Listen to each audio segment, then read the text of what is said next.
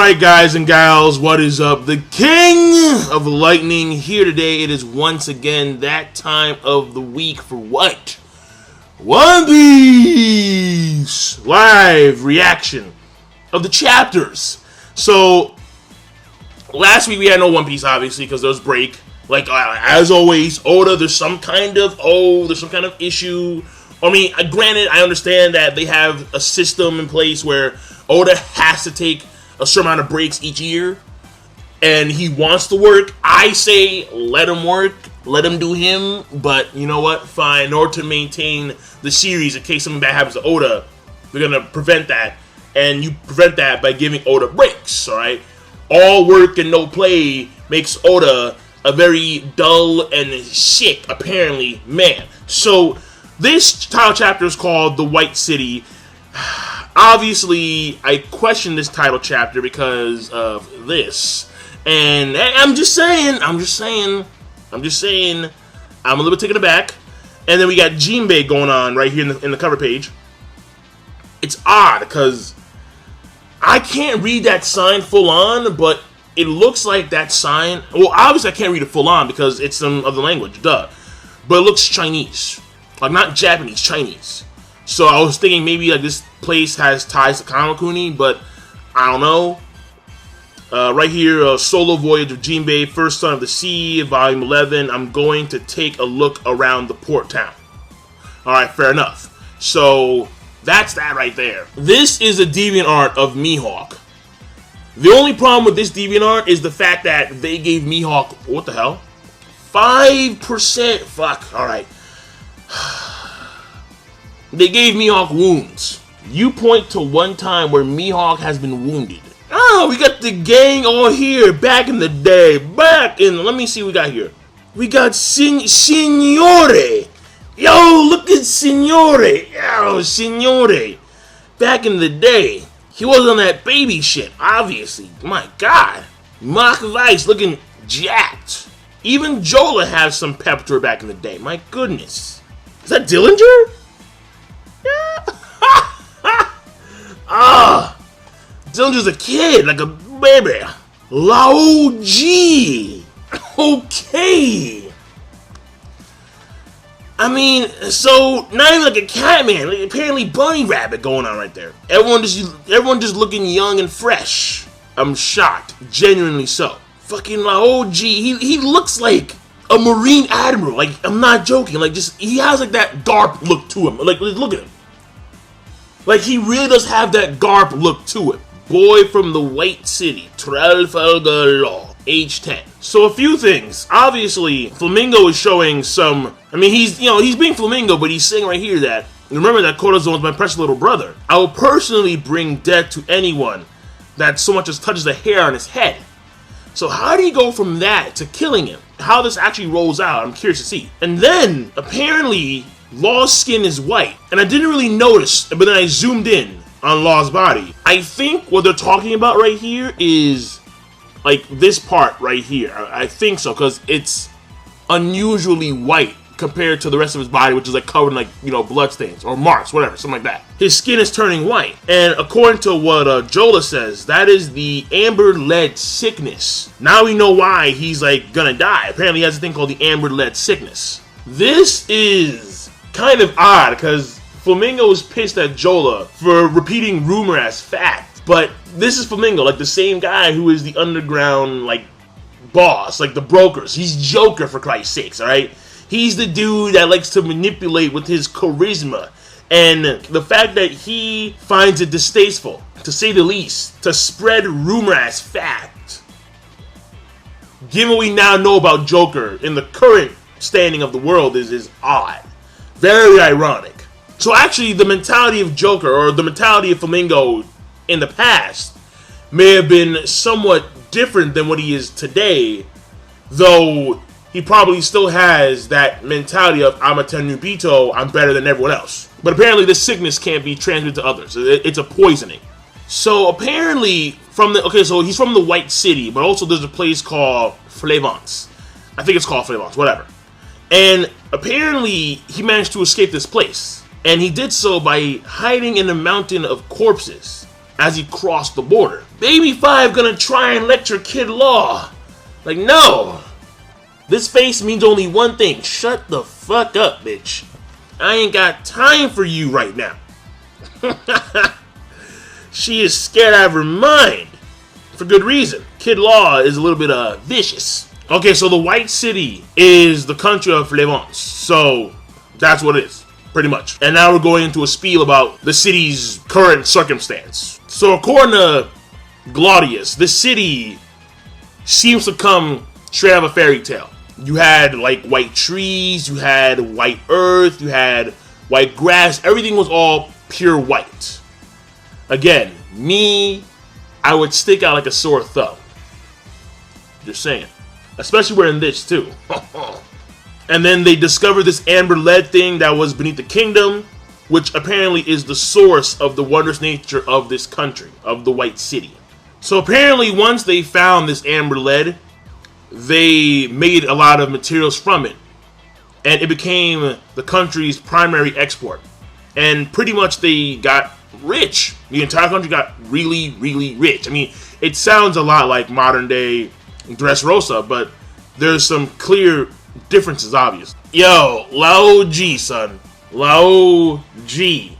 Straight up looking beastly. But apparently, they're talking about how this country no longer exists. It's gone. It got the O'Hara treatment. Just wiped off the map. And I like how all the while they're talking, like they appear to be like engaging in like some type of like fight or like some type of battle. As if like this battle that they're doing right now is so non-threatening to them. So it's very comical. Even Baby 5, who's like a little girl. Whoa! Flamingo! The first time I've seen him without the feather coat, and his glasses are off, but you don't see his face. Like you don't see. Oda, dick teasing. Oda straight up dick teasing. And now in comes the sad part, obviously. Apparently, 100 years before amber lead was actually like an industry, the world government conducted a study, and they found that the reason why the region is always white is because, well, the true nature of the amber lead is poison. Or when it's underground, it has no real effect on anybody or anything. I mean, that's probably the reason why everything looks white, because the poison itself, its attributes, they cause everything to be white. But once it's dug up and handled, apparently it begins to eat away at the human body. And the fact that the human body turns white, again, is a byproduct. Now we see how things are rolling out. Of course, the government, they kept it a secret, along with the royal family. They're like, shh, whoa, and the story deepens. Hold on. Let me read this whole entire thing to you verbatim, because it's fascinating. I'm like, wait a second. It's fascinating and it's horrifying. It really is, huh? The terrifying thing about this whole incident is the fact that the poison of the mineral was present, but in trace amounts. For example, let's say that a single child were to have the lead begin to build up in his body. The children of that child would have shortened lifespans. And those children will grow up to have their own children whose lifespans will be further shortened. Generation after generation, their lifespans would shrink. Eventually, a generation like Law's, one that will die out before it manages to even become of age, will be born. Negative effect on future generations. Yo, this amber lead poisoning, that's terrifying. Where it doesn't just affect you or those around you, it affects future generations of those who are affected. Therefore, if the entire country is affected, which it seems to be the case, then the entire country has literally no future. Oh, that is hardcore and sad. This panel is pretty interesting, because like this panel, like you see how they're fighting against like these pirates, and like they're just chill, like they're telling a story while they're getting shot at, while they are holding suitcases for some odd reason. Mach Weiss and Joel are there too. Like, everyone's just calm, cool, collected. Like, well, it's not a big deal. Yeah, whatever. Signore! Swimming with the suit through land. Yo, Chuck Norris ain't got nothing on Signore. They quarantine the White City. Surrounding countries quarantine the entire country of Flevance. That's hardcore. Because they saw the amber-led sickness as an epidemic. Even though in reality, it can't be spread unless you actually have contact with the amber-led itself. Or if you handle it in some certain way. Therefore, you can't get it by touching another person. Oh, that's okay. So now I see where this is going. Oh, absolutely. Now I see where this is going. This is going to be a fucking bloodbath. Actually, it kind of reminds me of what's going on with Israel and Gaza. And the quarantine of an entire region. In essence. The fucking Tenryubito, just dicks. The royal family took aid of the world government and escaped as quick as they could, abandoning all of their people in the process. That's ridiculous. Like, yo, these guys, someone has to go to the Mary Jo's and just fuck it up. Like Fisher Tiger back in the day. Just fuck it up, man. Monkey D. Dragon, where you at? Yeah, there we go. Yeah, exactly. So the entire thing was quarantine, and then people who wanted to escape were treated like monsters, and then they were shot, and they were killed. Yo, Senor Pink has a good quote. The ugly in this world is so often simply just covered up. I like that. Is the light flashing? It's fucking flashing. Alright.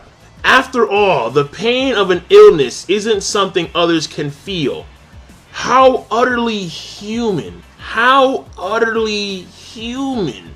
Oh, Senor Pink getting a little bit deep. Woo-wee. Alright, let me move on.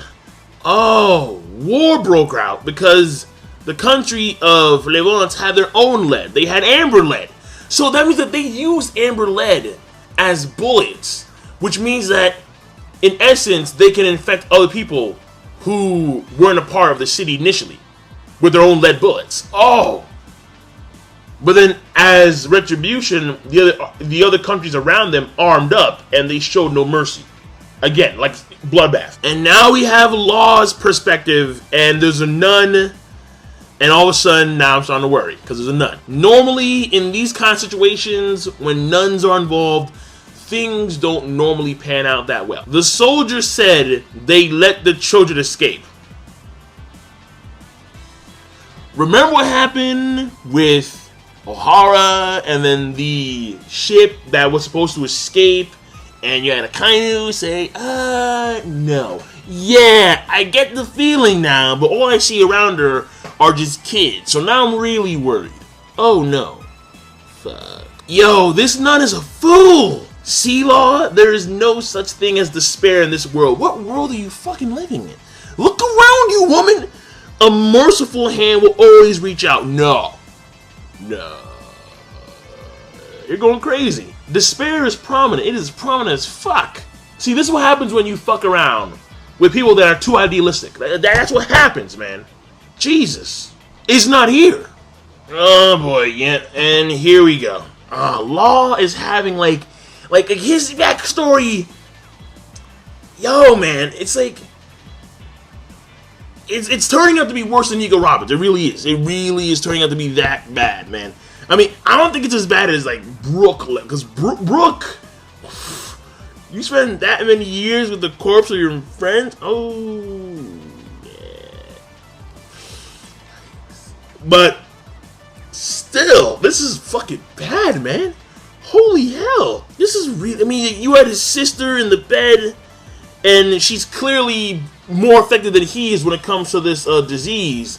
And he's trying to comfort her, like, oh, well, if there's a festival outside, that's why it's so noisy. Don't worry, Dad's the best doctor in the country. And so on and so forth. And his dad's affected, or his mom's affected.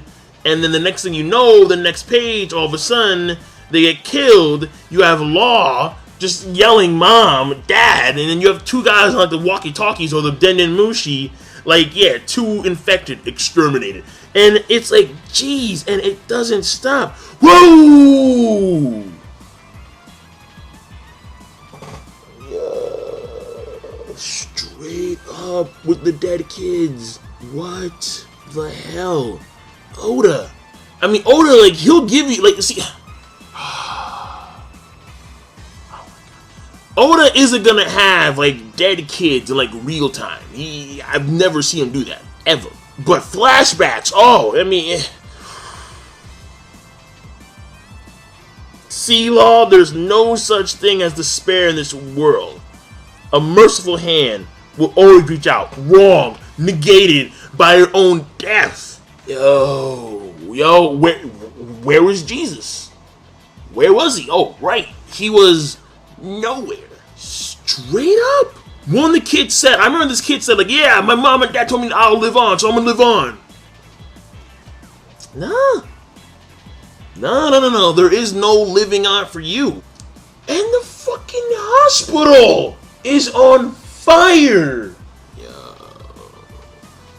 It doesn't stop. The chaos of the world does not stop. The White City, Flevant, was destroyed. Now you see why Law is so messed up.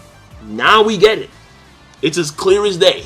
In the end, at the hands of humans. And all the while, like, they're done. Like, they take care of business on the ship. For a 10-year-old kid to go through something like that, of course his personality's gonna get fucked up. Yeah. Well, now you can clearly see. And Law about... You'll remember that one scene where, like, Ace tried to stab Whitebeard when Whitebeard was sleeping?